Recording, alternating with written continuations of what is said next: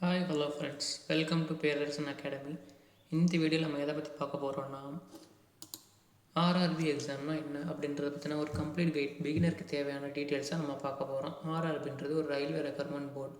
இதில் என்னன்னு பார்த்தீங்கன்னா, ஆர்ஆர்பி ரயில்வேஸ்க்கு தேவையான எம்ப்ளாயீஸ் எல்லாருமே இந்த ஆர்ஆர்பி தான் கண்டக்ட் பண்ணி எக்ஸாம்ஸ் கண்டக்ட் பண்ணி ரெக்வயர் பண்ணி ரயில்வேஸ்க்கு கொடுக்குறாங்க. இது வந்து இந்தியன் ரயில்வேஸ்க்கு கீழே இருக்குது. நெக்ஸ்ட் இந்த ஆர்ஆர்பி ஆர்கனைசேஷன் பற்றி பார்த்தோன்னா, இது வந்து ஒரு சென்ட்ரலைஸ்டான ரெக்ரூட்மெண்ட். இந்த ரெக்ரூட்மெண்ட்டோட டீட்டெயில்ஸ் பற்றி நான் நெக்ஸ்ட் ஸ்லைடில் எக்ஸ்பிளைன் பண்ணுறேன்.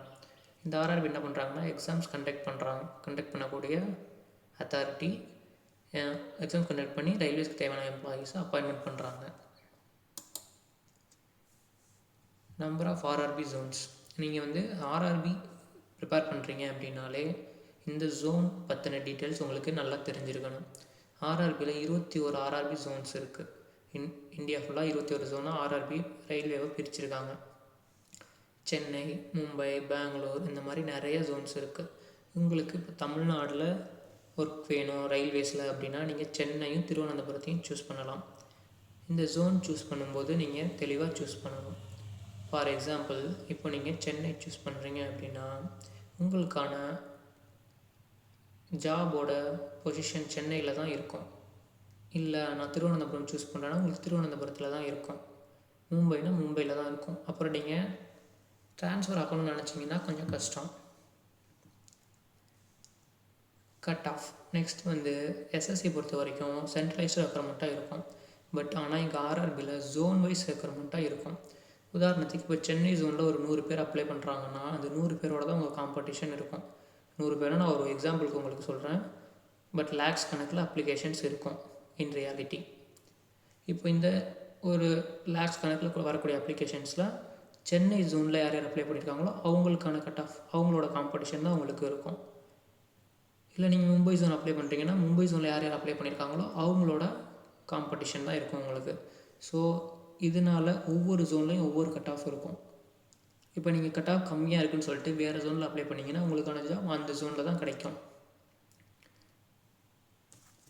நெக்ஸ்ட், ஏன் ஆர்ஆர்பி எக்ஸாம்ஸ் ரொம்ப பாப்புலராக இருக்குது? இது வந்து சென்ட்ரல் கவர்மெண்ட் ஜாப் உங்களுக்கு கிடைக்கும். நீங்கள் எக்ஸாம் கிளியர் பண்ணிங்கன்னா ஜாப் செக்யூரிட்டி இருக்கும் உங்களோட 60+ இயர்ஸ் வரைக்குமே. நெக்ஸ்ட்டு பென்ஷன் பெனிஃபிட்ஸ் 60+ ஆனதுக்கப்புறம் உங்களுக்கு நீங்கள் ரிட்டையர் ஆனதுக்கப்புறம் பென்ஷன் பெனிஃபிட்ஸும் கிடைக்கும். நல்ல சேலரி, அலவன்ஸ் எல்லாமே உங்களுக்கு கிடைக்கும். மேஜரான ஆர்ஆர்பி எக்ஸாம்ஸ் என்னென்ன இருக்குதுன்னு நீங்கள் பார்த்தீங்கன்னா, RRB NTPC graduate and undergraduate. என்டிபிசியில் 2 எக்ஸாம்ஸ் இருக்குது. NTPC graduate level and undergraduate level. Graduate லெவலுக்கு நீங்கள் கிராஜுவேஷன் பண்ணியிருந்தீங்கன்னா நீங்கள் கிராஜுவேட் லெவல் எக்ஸாம் எழுதலாம். என்டிபிசி அண்டர் கிராஜுவேட் நீங்கள் 12th குவாலிஃபிகேஷன் வச்சு எழுதலாம். ஆர்ஆர்பி குரூப் டிக்கு 10th குவாலிஃபிகேஷன் ஐடிஐ கம்ப்ளீட் பண்ணியிருந்தீங்கனாலும் நீங்கள் எலிஜிபிள் தான். ஆர்ஆர்பி ஏஎல்பிக்கு பார்த்தீங்கன்னா நீங்கள் 10th + ITI R 10th 12th diploma R 10th 12th degree. இதில் நீங்கள் எது பண்ணியிருந்தாலும் டிகிரிலையுமே வந்து நீங்கள் டெக்னிக்கல், ட்ரிபிள்இ, சிவில் இந்த மாதிரியான சில மெக்கானிக்கல் சில டிபார்ட்மெண்ட் மட்டும்தான் எலிஜிபிளாக இருக்கும். அது நீங்கள் வந்து என்னென்ன எலிஜிபிள்ன்றத நெக்ஸ்ட் வீடியோவில் நான் போடும்போது உங்களுக்கு டீட்டெயிலாக சொல்கிறேன். RRB NTPC. இந்த என்டிபிசி எக்ஸாமில் clerical post, goods card, station master, 12th graduates, நான் முன்னாடி சொன்னது தான் 12th கிராஜுவேட்ஸுன்னு 2 விதமாக இந்த எக்ஸாம் நடக்கும். Under graduate and graduate. ஒவ்வொரு எக்ஸாமுக்கும் ஒவ்வொரு விதமான பேட்டர்ன் ஃபாலோ ஆகும். அந்த எக்ஸாம் பேட்டர்னை பற்றியுமே நான் ஒவ்வொரு exam like RRB NTPC exam பற்றி போடும்போது அதுக்கான டீட்டெயில்ஸை நான் உங்களுக்கு டீட்டெயிலாக எக்ஸ்பிளைன் பண்ணுறேன். RRB group D track maintainer, helper post, gate keeper இந்த மாதிரியான ஹெல்பிங் போஸ்ட்லாம் பேசிக் லெவல் ரெக்வயர்மெண்ட் எல்லாமே இந்த ஆர்ஆர்பி குரூப் டியில் தான் எடுப்பாங்க.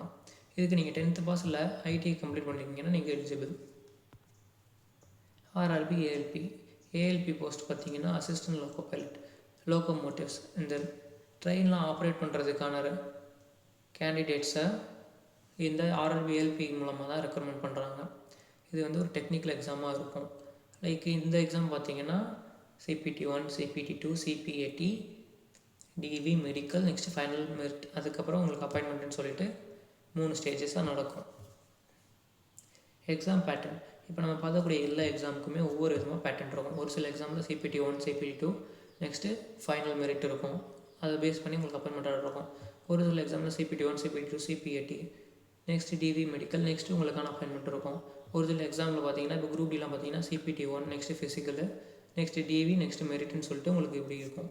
ஒவ்வொரு எக்ஸாமுக்கும் நான் தனித்தனியாக வீடியோ போடும்போது உங்களுக்கு எக்ஸாக்டான டைம்லைன் சொல்கிறேன். இதில் நம்ம என்ன கன்க்ளூஷன் விடலாம்னு பார்த்தீங்கன்னா, ஒரு பெஸ்ட்டு கவர்மெண்ட் ஜாப் வேணும் அப்படின்னா நீங்கள் ஆர்ஆர்பி ட்ரை பண்ணலாம். கன்சிஸ்டண்ட்டாக ப்ரிப்பேர் பண்ணணும், ப்ராப்பராக பிளானிங் இருக்கணும். இதை நான் ஏன் சொல்கிறேன்னா, நீங்கள் எஸ்எஸ்சி எடுத்துக்கிட்டிங்கன்னா ஒரு centralised recruitment, all India cut off, all India competition. இப்போ ஒரு பொசிஷன் லைக் சிஹெச்எஸ்சில் ஒரு 5000 வேகன்சி கொடுக்குறாங்கன்னா அந்த 5000 வேகன்சிக்கு இந்தியாவில் இருக்க எல்லோரும் அப்ளை பண்ணுவாங்க. ஆனால் ஆர்ஆர்பி பார்த்தீங்கன்னா அப்படி கிடையாது. 21 ஜோனாக பிரிச்சிருக்கிறதுனால அந்தந்த இடத்துல போகணும்னு நினைக்கிறவங்க தான் அந்தந்த ஜோன் அப்ளை பண்ணுவாங்க. அது இல்லாமல் ஒரு சிலர் எப்படி நார்த் இந்தியன்ஸ் என்ன நினைப்பாங்கன்னா, இப்போது சென்னை ஜோனில் பார்த்தீங்கன்னா கட் ஆஃப் கொஞ்சம் கம்மியாக இருக்குது அப்படின்னா சென்னை ஜோனில் நான் அப்ளை பண்ணுறேன்னு சொல்லிட்டு நிறைய பேர் அப்ளை பண்ணுவாங்க. இதனால என்ன ஆகும்னா கட் ஆஃப் இன்க்ரீஸ் ஆகும். சென்னை ஜோனில் அப்ளை பண்ணுறவங்களுக்கு சென்னை ஜோனில் இருக்கவங்களோட தான் காம்படிஷன். அதே மாதிரி இப்போ நான் எனக்கு இந்த சென்னை ஜோனில் வேணாம், நான் வேறு ஜோனில் அப்ளை பண்ணணும்னு நினைக்கிறனாலும் நான் அப்ளை பண்ணலாம். ஆனால் எனக்கான ஒர்க்கு இப்போ நான் டெல்லியில் அப்ளை பண்ணுறேன்னா எனக்கு டெல்லியில் தான் ஜாப் இருக்கும். நீங்கள் அதையும் பார்த்துக்கணும்.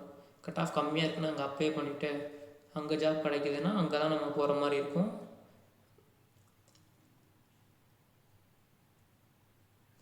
இதை பேஸ் பண்ணி நீங்கள் அப்ளை பண்ணிக்கோங்க.